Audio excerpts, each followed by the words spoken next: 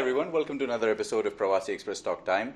Today, my guest is a man who's not just changed the face of Indian cinema to the world, but also the face of Indian motion pictures as a whole. The modern messiah of Indian cinema, Mr. Anurag Kashyap. So thank you for being with us on the show today. Last week we spoke with Mr. Nawazuddin Siddiqui because he had been in Singapore to receive the prestigious Leslie Ho Award for his performance in Sacred Games as well. Now, the question I want to ask you is, at one point of time, you said that there are people, you are afraid that there are people in India who do not understand your work, and this causes concern as a filmmaker. I'm sure in a controversial project like Sacred Games, you might have thought that there are some aspects which people might not accept the way I intended. Could you name one of those aspects? But then in the end, people just took it with both hands as it is. Yeah, Amar, the success of Sacred Games, I don't think any of us foresaw. And I wouldn't say that, season one entirely it is Varun Grover and Vikram Motwani, and they were the showrunners. So pressure that I had was I did not want to let them down first, and whatever they've written to interpret it in a way which I'm so afraid of it that I would call Varun every day that, listen, can I do it like this? Can I do it like that? And I wanted to, and because I had no idea where it was going in the second season, which they both knew beforehand. So I did not want to do things that would alter anything. Okay. Later, but no, nothing. My effort is always to keep things real and believable as a filmmaker. Okay. And not to make it like titillating, even like when you're addressing sex scenes or whatever. I just wanted it to be very real, very believable, and have a purpose. And I think we managed to do that, but the success is something that we didn't expect. Of course. But talking about keeping it real and believable, and I've noticed this in most of your work, almost all of your work actually.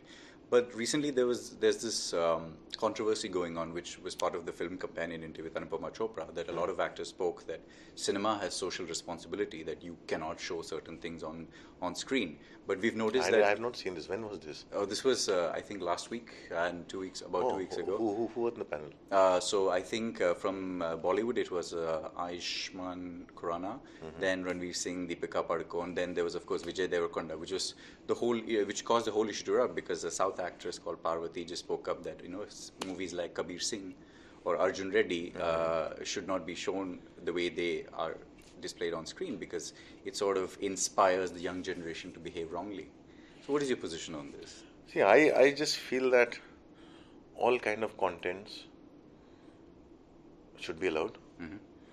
Some people are very woke, some are not. Some people understand things in a way they do, and some people don't. For me, the whole understanding of patriarchy that has existed in my country for years can't be undone by few people, right?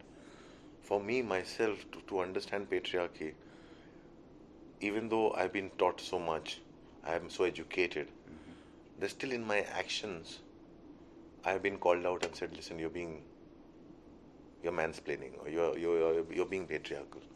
And which is true, because you tend to look at it. So it's so deep-rooted, to take it out totally is almost impossible. Okay. But the effort that we make with the next generation is to make them aware and make them different from us.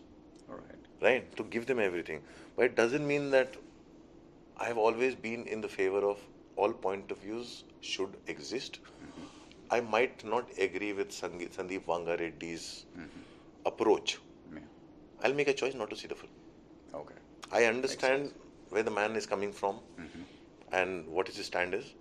I will make a choice not to see the film. And a very simple thing. When we make content which is extremely intelligent, that audience doesn't exist. That content doesn't reach out. True. It's Right? for the masses. Yeah. So I'm saying, yes, Parvati feels there has to be a responsibility, and she takes that responsibility very well because she is a very active person, right? But it doesn't mean that somebody else is doing it. You can tell them not to do it because I think everything coexists. There's a whole lot of cinema, mainstream cinema, that is not my kind of cinema.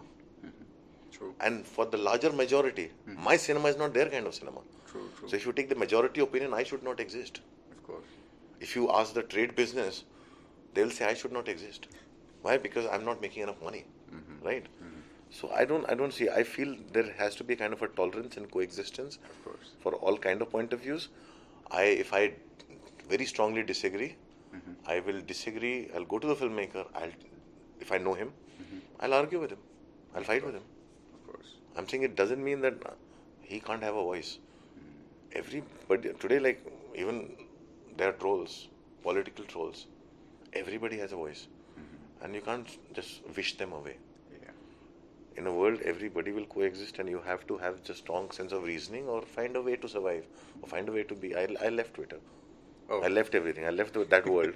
I decided not to deal with people I don't agree with, and not to put people who matter to me in danger. Of course. Because of that. Of course. And I have a lot of issues and things and problems, and I will deal with them. I'm learning to deal with them. But what I've noticed about you, Mr. Kashyap, is that despite this, you've never shied away from controversial topics.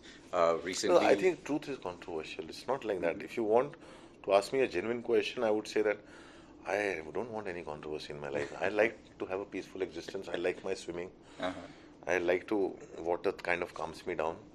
But somehow we are living in a world where truth is controversial. Yeah. So if you want to speak your truth, and when I say truth, it's not it's not that I'm the epitome of truth or my truth is stronger than yours. You have to speak your truth, Of course. and your truth also is an opinion, and everybody will have them.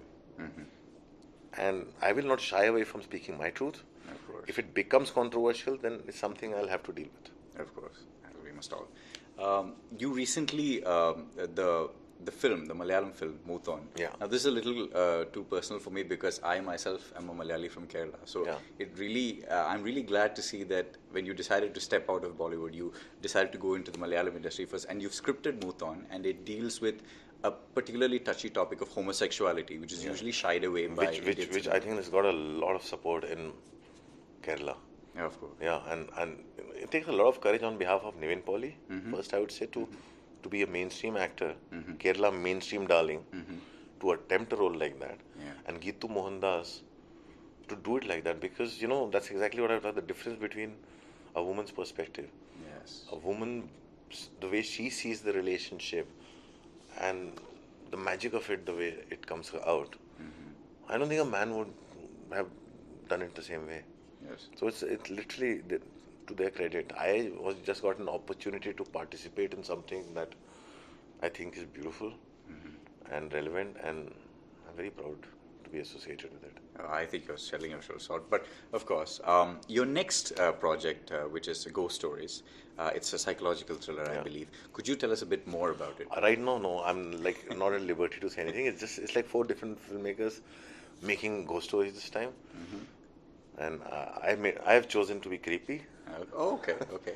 But this And is other not, filmmakers will speak on their behalf. but this is not the first time you're part of an anthology. Now, I'm Yeah, sure there are we challenges have done and it. also advantages as part of There are it. massive advantages. I'm saying you telling the story.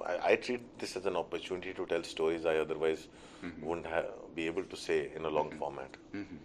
Whether it was Bombay Talkies or Love Stories and now Ghost Stories, I always see everything as an opportunity to do something new or something I haven't done before. Of course.